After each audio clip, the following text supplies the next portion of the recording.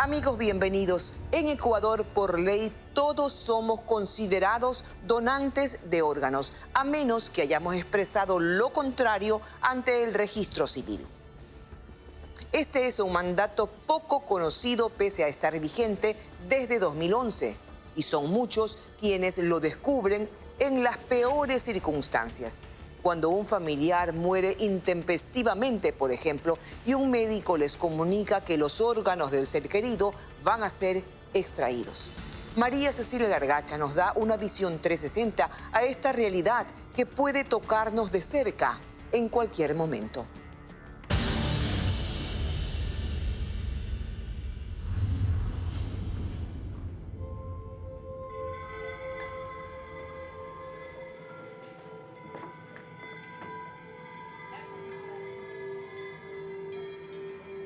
Hay cosas en las que preferimos no pensar. Realidades que se ven tan lejanas que nos convencemos de que no son nuestras y que por ende no merecen atención. Pero no pensar en ellas no significa que no existan. Creer que nos son ajenas no nos libra de que algún día nos puedan alcanzar. Totalmente sano, o sea, nunca he sido una persona enfermiza, lo normal, una gripe, una tos, qué sé yo, un resfriado, pero hasta ahí. Y nunca en mi vida, yo he sido deportista, incluso me han hecho exámenes de cuando tenía que estar haciendo deportes, pero nunca me detectaron absolutamente nada. Hasta hace 2 años, cuando inexplicablemente comenzó a sentirse mal. Tenía náuseas, estaba cansado, se quejaba de malestar general. Él pensó que era un virus, algo pasajero, pero como no mejoraba, decidió hacerse exámenes. Lo que vino después fue una de esas cosas en las que nadie quiere pensar. Y le soy sincero, yo no tenía conocimiento de esto, lo que era una diálisis, lo que era la insuficiencia renal, tenía poco o nada de saber de eso. Pero cuando ya me tocó vivir, aprender a vivir con eso, estar en diálisis es algo tan duro que al comienzo, cuando la persona recién se somete a ese tratamiento, wow, o sea, créalo que es difícil, es muy difícil. La diálisis es un proceso que reemplaza la función del riñón. La persona se conecta a una máquina que extrae la sangre del cuerpo, la limpia y la vuelve a introducir. Es un proceso largo, dura entre 3 y 4 horas.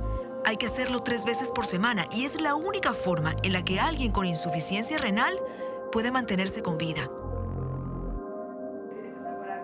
El problema es que desgasta mucho a los pacientes. Algunos terminan su sesión de diálisis sin poder siquiera mantenerse en pie. Créalo que para mí fue un giro total, 360 grados en mi vida, porque yo tenía una vida normal, totalmente normal, mis actividades como cualquier otra persona, trabajaba, tenía mis cosas que hacía y todo lo demás, pero cuando ya me pasó esto, mi vida dio un volcamiento total y ya dejó de ser la misma. ¿Qué hace un hombre como Pablo, deportista, con 2 hijos pequeños, con una familia, para sobrellevar un cambio de vida así? Para mí en lo psicológico fue devastador. Fue algo que me tiré al piso y yo ya sentí que la muerte estaba cerca para mí. Pues se aferra a la única esperanza que existe, un trasplante. Eso significaría que mi vida vuelva a ser normal prácticamente y salir de lo que es la diálisis. Pero para que Pablo reciba su riñón nuevo, alguien debe donárselo. Su familia cercana no es compatible, así que la única posibilidad está en encontrar un donante cadavérico. Y aquí es donde las cosas empiezan a complicarse. ¿Cómo se consigue un órgano de alguien que ha muerto? ¿A quién se le extraen los órganos para donarlos a Pablo o a las centenares de personas que están en lista de espera? Pues resulta que en Ecuador todos somos donantes, todos. Los que nacimos aquí y también los extranjeros que viven en el país.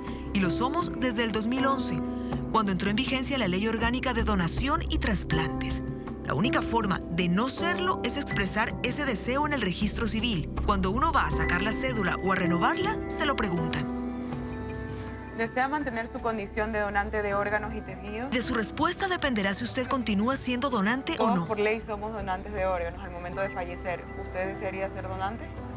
Sí, ¿está correcto? En el registro civil nos cuentan que la mayoría responde que sí. Así que uno pensaría que no hay problema, que si la voluntad de alguien es donar sus órganos después de la muerte, esa voluntad debería cumplirse. Pues no es así. Va al registro civil, actualiza su cédula y resulta que no le comunicó a sus familiares que es donante. Y en el peor de los escenarios, ocurre una tragedia. Los familiares no lo sabían y entonces ellos visualizan en el dolor, porque le acaban de dar la información que ha fallecido su ser querido. Y en el dolor, en pocas horas, llega a la unidad de trasplante indicando que es donante. Entonces, ¿hacia dónde apunta el problema? Es hacia a los médicos, al grupo de procuración de la unidad. Hay que decir que los trasplantes no se realizan en cualquier hospital, solo se hacen en los que están debidamente acreditados y autorizados. Somos 3 hospitales que estamos acreditados para realizar trasplantes, solamente 3 hospitales. El Andrade Marín de Quito, el Carrasco de Cuenca, ¿ya? El Teodoro Maldonado Carbo y un privado que es el Hospital Luis Bernaza. Y dentro de esos hospitales hay un grupo de médicos que también debe acreditarse para poder conformar la unidad de trasplantes. Ella, que es la jefa de la unidad de trasplantes del Hospital Teodoro Maldonado Carbo en Guayaquil, nos cuenta que su trabajo no es fácil. Y lo más difícil no son los pacientes, ni los diagnósticos, ni nada médico. Lo más difícil es enfrentar a la familia del donante. Es muy duro. La adrenalina o el estrés es para todo el equipo que hace el acercamiento y le informa al familiar del paciente que tiene muerte cerebral que era donante. Eso representa pues todas esas reacciones de contrariedad, ¿no? Incluso nosotros, como ya se ha dicho acá, somos víctimas de amenazas, cierto grado de persecución. Nos han acusado incluso de tráfico de órganos, cuando no somos nosotros los que señalamos a quién va el órgano. Nos han agredido, nos han acusado en la fiscalía y nosotros hemos tenido que defendernos. Yo lo entiendo porque es muy difícil en ese momento, en el dolor que ellos se encuentran, y viene un médico a explicar qué es lo que va a hacer con su familiar. Pero también debemos recordar, como siempre lo digo, es la vida después de la muerte. No es difícil entender que cuando alguien muere repentinamente, la familia no tenga la tranquilidad suficiente para pensar en nada, menos en aquello de donar órganos. Y se complica más porque cuando los familiares ven a su ser querido, lo que observan muchas veces es que sigue respirando, pese a que los doctores le explican que ya ha muerto. Resulta que hay un concepto que quienes no somos médicos no manejamos: la muerte encefálica o muerte cerebral. Cuando hablamos de muerte encefálica nos referimos a un estado neurológico irreversible, la cual se mueren las neuronas del cerebro. Pueden haber muerte de neuronas también del tronco cerebral, personas que tienen un cerebro que si se lo desconecta del ventilador son incapaces de mantenerse vivos, ¿ya? Se van a morir en cuestión de minutos. Primero falla la respiración y después el corazón. Y esa condición se la acuñó como muerte cerebral. O sea, no es posible que se despierte un paciente en muerte cerebral. Pero por eso es que la familia dice, ¿cómo puede estar muerto si lo veo respirando? Exactamente, porque están con una vida artificial. Están conectados a un ventilador que le va indicando cuántas respiraciones va a hacer por minuto, con qué fuerza va a hacer la respiración. Y hace hincapié en que para que un paciente sea diagnosticado con muerte encefálica hacen falta muchas pruebas y análisis, que solo cuando un neurólogo lo certifique la persona será declarada en muerte cerebral y será entonces cuando esté lista para donar sus órganos. En el momento que tenemos un donante multiorgánico, se llamaría, en la unidad de cuidados intensivos, ya estamos haciendo las pruebas de compatibilidad con la lista de espera de nuestros receptores. Por ejemplo, en trasplante renal, ya estamos nosotros viendo con los exámenes cuál es más compatible con el donante. Y se llama a 3 por cada riñón.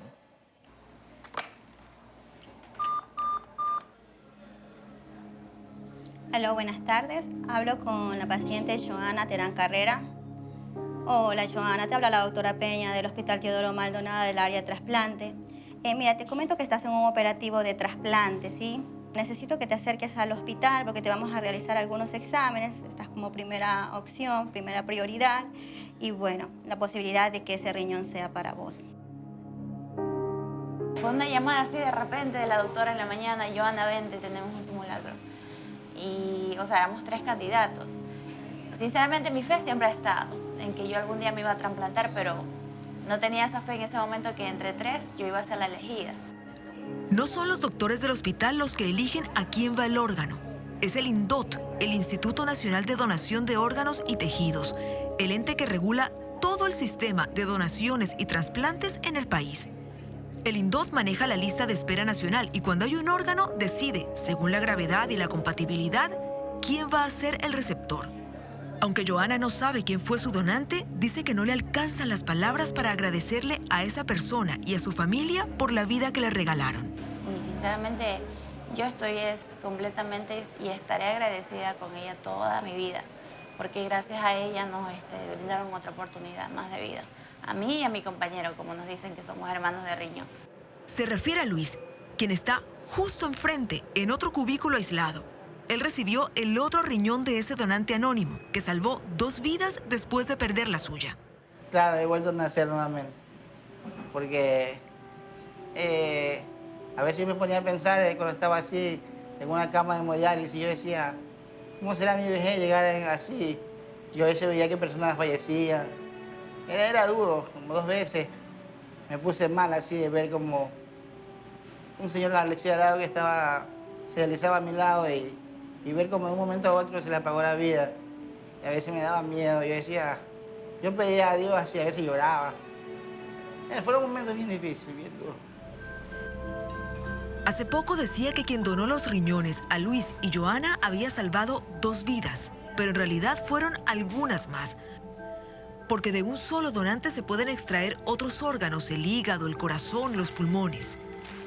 ¿Cuáles son los argumentos para que alguien se niegue a aceptar que los órganos de un ser querido sirvan para salvar otras vidas? Hay varios, pero de eso hablaremos en un momento.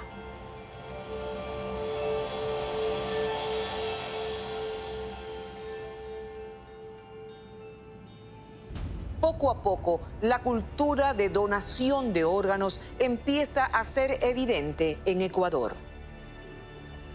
Mientras que en el 2013 se realizaron 133 cirugías de trasplante, ahora, en el 2018, ya son más de 350, solo en lo que va del año. Un avance importante que, sin embargo, no es suficiente. Hay cerca de 600 personas que se encuentran en espera de un órgano que les salve la vida. Personas que tal vez no consigan un final feliz. Vamos con la segunda parte de este informe de María Cecilia Largacha.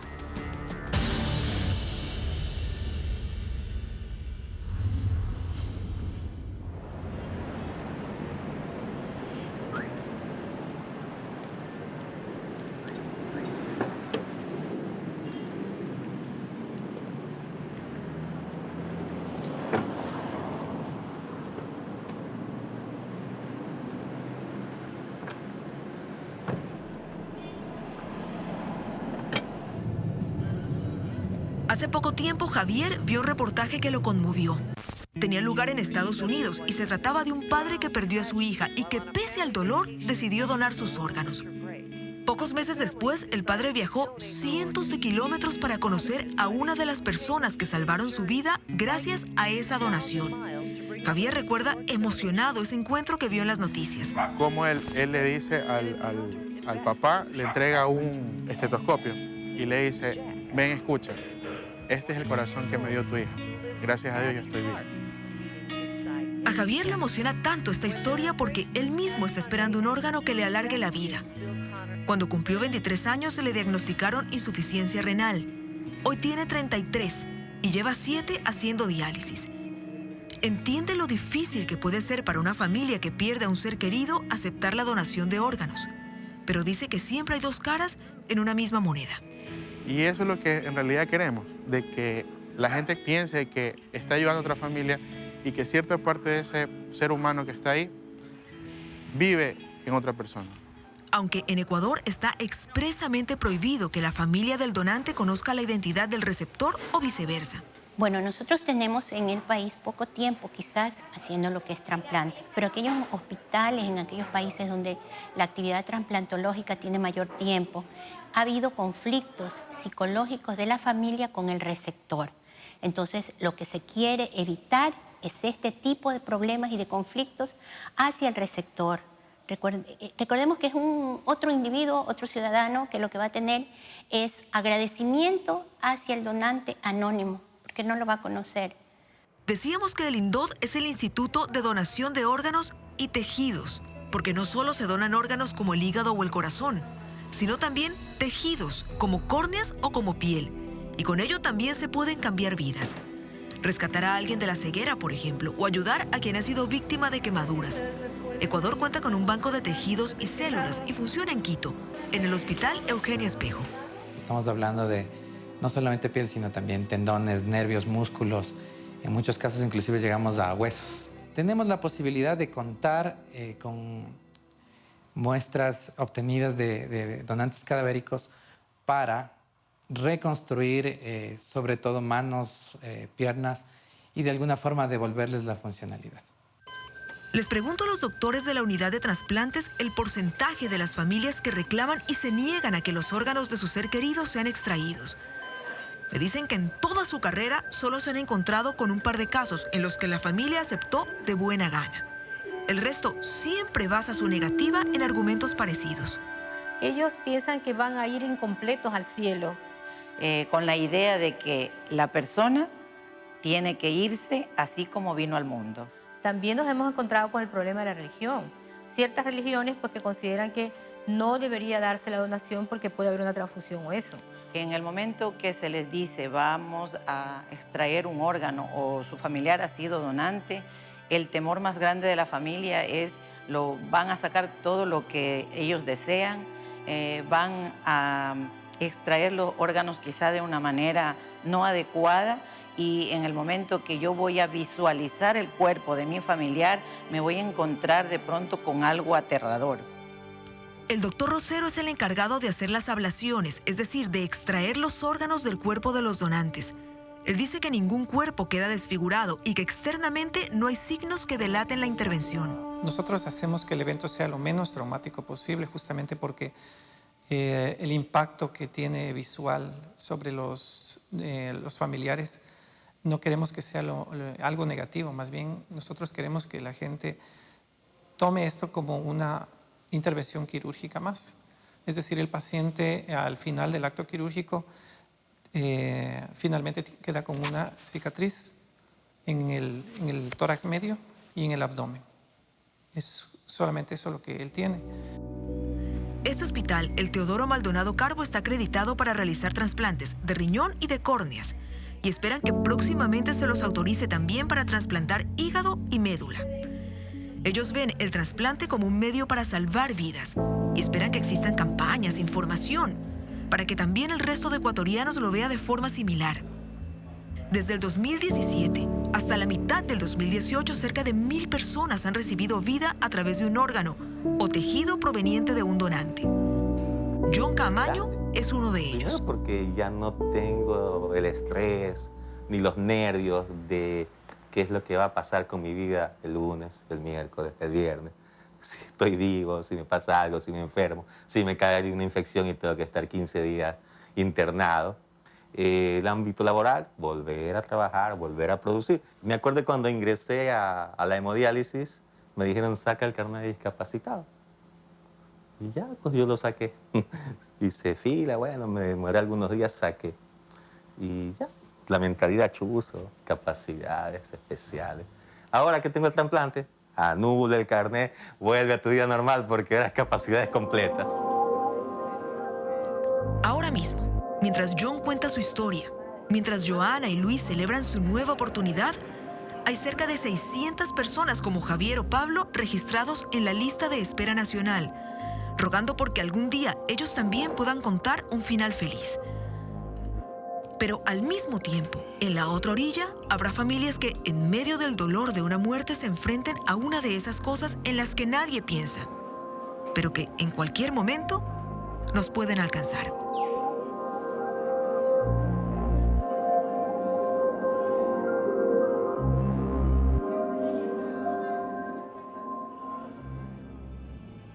Hace pocos días, Quito vivió una invasión sonora muy peculiar. Músicos de todo el mundo decidieron sacar sus instrumentos y tocar. Tocar en mercados, en calles, edificios abandonados, cementerios e inclusive detrás de los fríos barrotes de una cárcel. Se trata de Música Ocupa, la segunda edición del Festival de Música Clásica en lugares inusuales. Tomás Chufardi y un equipo de Visión 360 nos muestra un poco de esa bella mezcla de melodía e inspiración sin escenarios.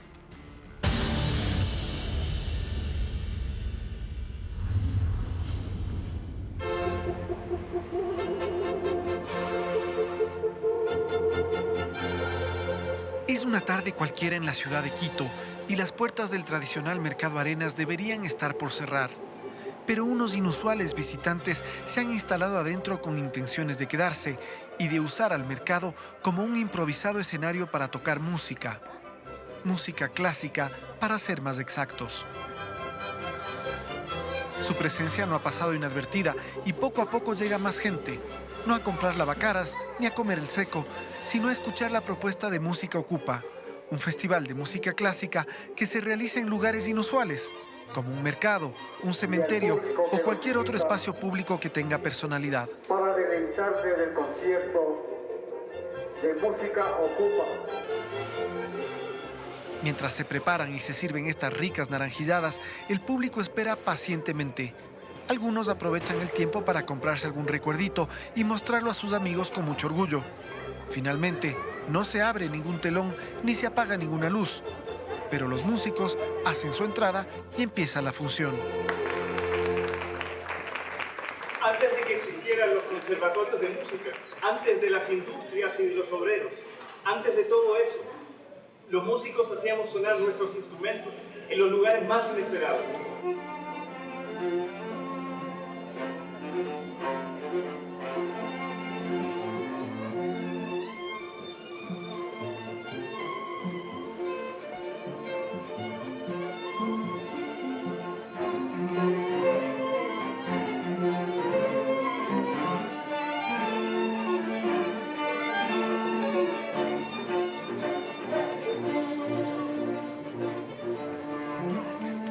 Creo que del siglo XX es cuando se establece eso, que la música clásica pasa en los teatros. Antes de eso pasaban en bares, en salones, en muchos espacios al aire libre, mucho.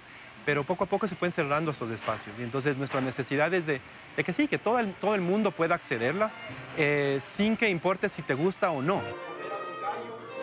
Simón es uno de los líderes de Inconcerto, un grupo de jóvenes músicos y productores que desde hace 6 años se han planteado la misión de romper los estereotipos y los protocolos que hay alrededor de la música clásica, con el fin de que más gente pueda acceder y aprender de ella. Hay esta concepción que la música clásica, uno necesita conocerla, uno necesita saber quién es Beethoven o quién es Mozart para disfrutarla. Y nosotros como Inconcerto veíamos la necesidad de romper eso, porque nos parece que la música clásica va mucho más allá de saber quién es Beethoven. Creo que el mensaje que tiene Beethoven es mucho más importante que saber quién es él.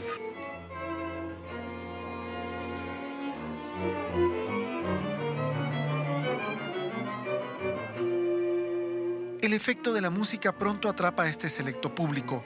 Las notas se repiten en su orden designado y quizás muchos las escuchan de esta manera por primera vez. Quizás estos niños quieran aprender a tocar estos instrumentos o aprender más sobre cómo funciona el violín o el contrabajo.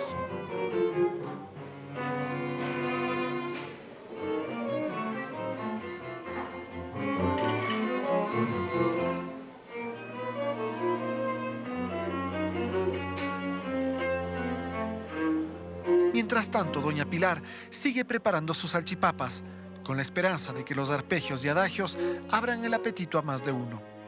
Es una belleza de música, música instrumental, música que muchas de las veces poco lo escuchamos, porque siempre hacen esto en los coliseos cerrados, así, eso no sé, y a veces que hay gente que no tiene para escucharlo y es una belleza que esto hagan aquí. Otro día, otro lugar de la ciudad. Los músicos hace poco estuvieron en un ministerio y ahora se toman una pequeña plaza de Quito. El ritual es más o menos el mismo. Afinan los instrumentos, la gente se detiene y mira, se engancha y se deja seducir por estos minutos de armonía y paz.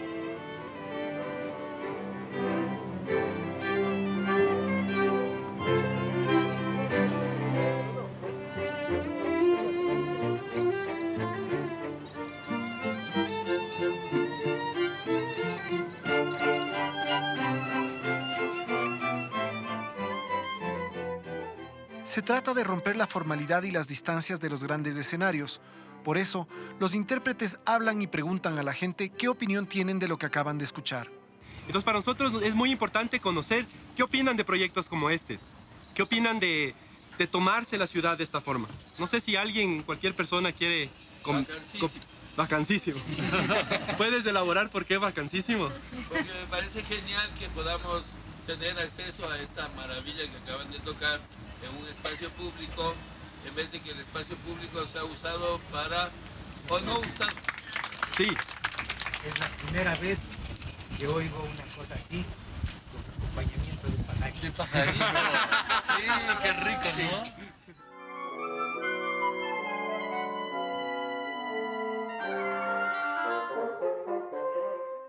Al caer la tarde, viene una experiencia distinta. Esta vez se trata del Museo de Sitio del barrio de La Florida, un lugar apartado, pero interesantísimo, ya que se trata de un cementerio prehispánico donde se puede ver cómo se enterraban a los antiguos quitus. Tenemos dos formatos que son los conciertos nocturnos, que es la visión que tenemos de crear atmósferas, crear elementos extramusicales para que el público se acerque a la música clásica de una manera integral, digamos. Y la otra forma es el concierto in situ, que son ocupar espacios cotidianos, espacios públicos, espacios donde normalmente la gente no accedería a esta música, y generar una interacción con el público para saber qué es lo que sucede cuando la música clásica o cualquier manifestación artística invade estos entornos.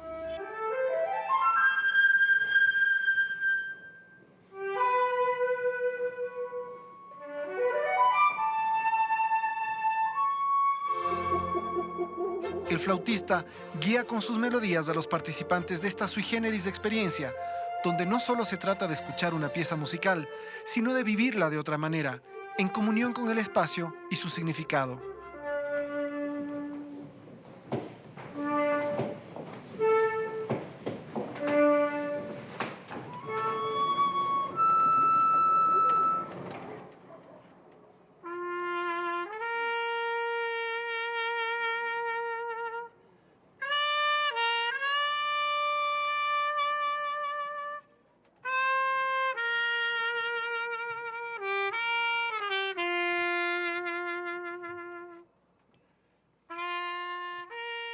La dulzura de la flauta entrega la posta a la sensualidad de la trompeta y el grupo se deja guiar con estas notas gruesas y empalagosas hacia un ensamble de metales.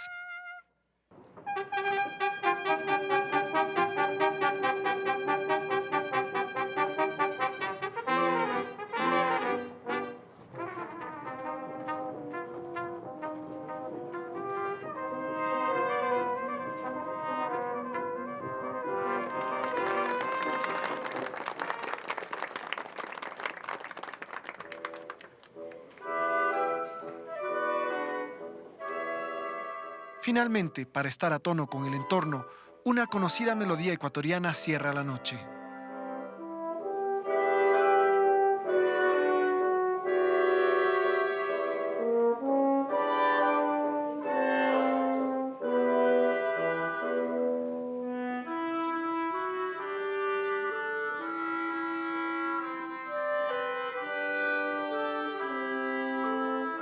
El museo sí lo conocía, pero jamás con música, ¿no?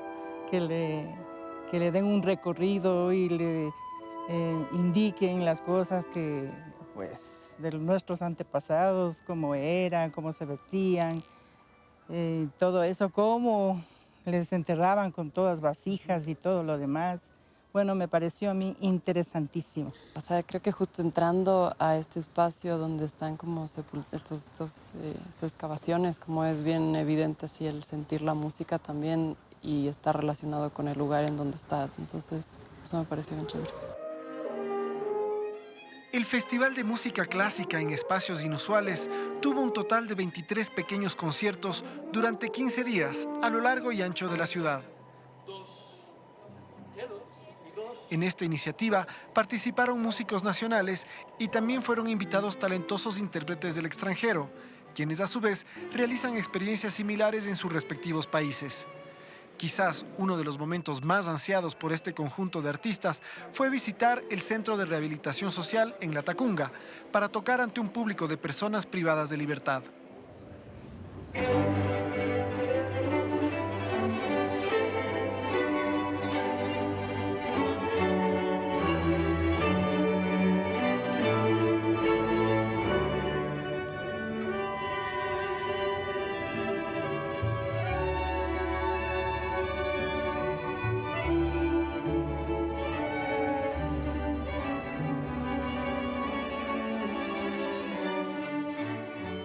Lastimosamente, por su condición y por respeto a sus derechos, no pudimos captar con nuestro lente la reacción de los convictos ante esta música, que para muchos resultaba una experiencia inédita.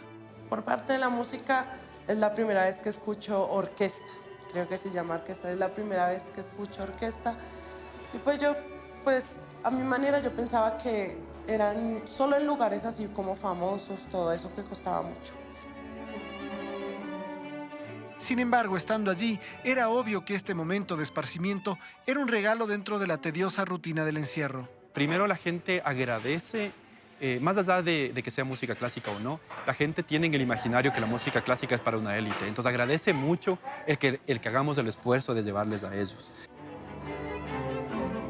Y es que el poder de la música es ese, independientemente de la nacionalidad, el lugar donde suena o la condición en la que uno se encuentre. Los sentimientos se transmiten por igual. Si es un mensaje de un compositor que quería expresar alegría y nosotros logramos expresar esa alegría, no importa qué haces, a qué te dedicas, qué estatus social tengas, vas a sentir una alegría.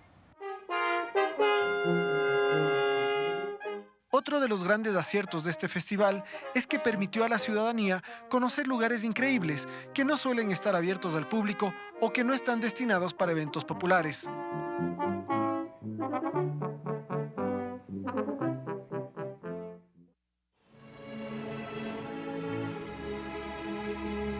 Uno de esos espacios fue el edificio del antiguo Círculo Militar, ubicado en el centro histórico de la capital.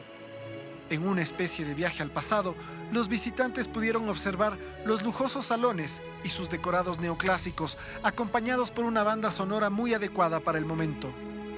También entraron al gran salón, cuyo acceso usualmente está restringido, ya que su piso resultó deteriorado por el uso de tacones en el pasado. Pero ahora pudieron disfrutar de la música de cámara, sacándose los zapatos. Hemos tenido una apertura muy bonita, no solo de lo público, sino también de lo privado. Nos encanta ver que la gente ve valor en esto y que les da ganas de apoyar a un proyecto así. En su segundo año, el Festival Música Ocupa fue un éxito en su convocatoria y en su propuesta. Ojalá iniciativas como estas se repitan en otras ciudades para seguir conociendo espacios ocultos y escuchando maravillosas piezas musicales.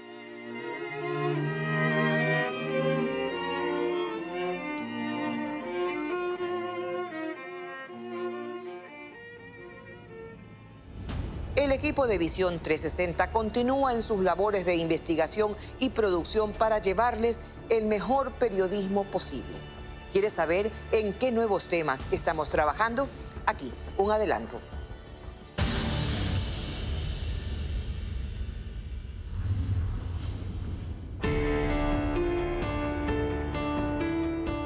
De Santana, Boyacá, de Colombia, llegamos hasta Bogotá y de Bogotá agarramos a Cali y de Cali cogimos a Rumichaca, pero pagando, pues, o sea, pagando pasajes. Ah, ok. Sí. Y de acá, sí, de ahí de donde sacamos de salir, de aquí de Rumichaca, sí venimos ya rumbo a Perú como vamos con los otros compañeros. Decidimos tomar la decisión de irnos a otro país porque tampoco no nos rendía tampoco la plata. Buscamos otro rumbo a ver qué, por el hijo mío y por ella, pues, por una mejor estabilidad.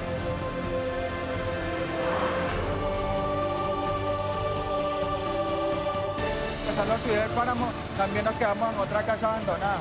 Pero son casas que la misma gente te dice, mira, en tal sitio hay una casa donde te puedes quedar. Ahí los venezolanos se quedan y pasan la noche.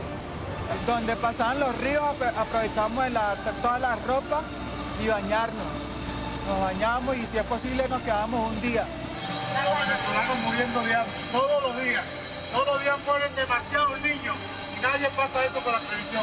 Nadie lo pasa. Los viejitos muriéndose porque no hay medicamentos.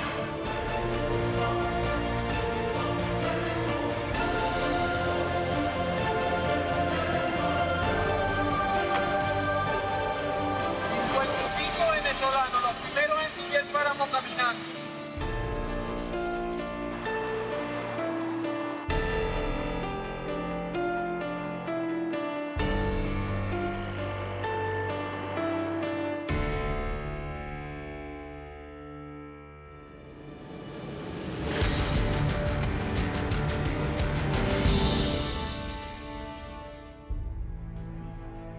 Y mi hijo la otra que tenía un cáncer avanzado, que máximo me quedaba de 6 a 7 meses de vida.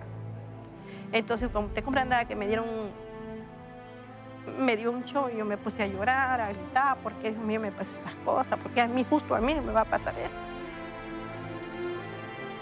Yo he sabido de ser todos los años un Papa Nicolau, pero yo no me lo he hecho, porque es suficiente que uno no tenga relaciones, yo pensaba, pero no ha sabido ser así. Yo tengo 5 años atrás que no me hago. La última vez me lo hice en el hospital de infectología. Mi hermana murió hace 5 años de cáncer de cervix. Ella murió de 35 años.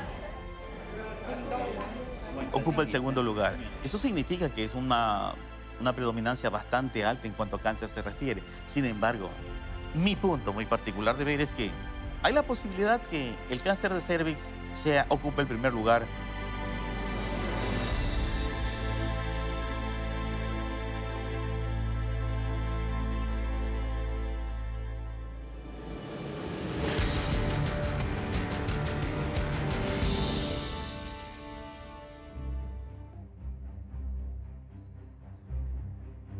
Ecuador es un país que se ha bautizado últimamente con el nombre del Ecuador, el país de las orquídeas.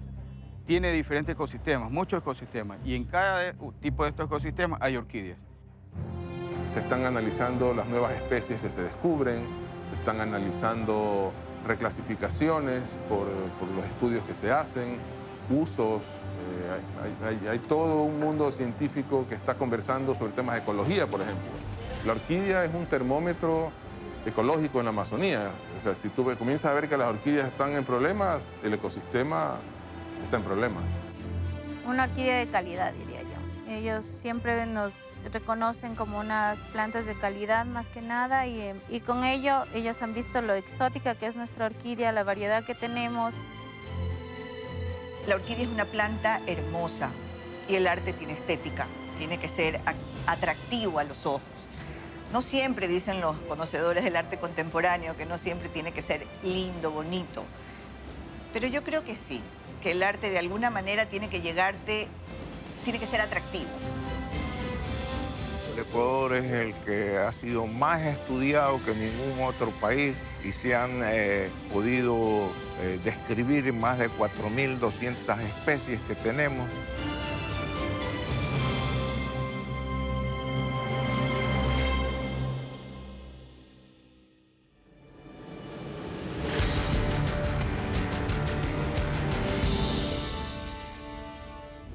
Gracias por acompañarnos cada domingo. Gracias por creer en un periodismo serio e independiente.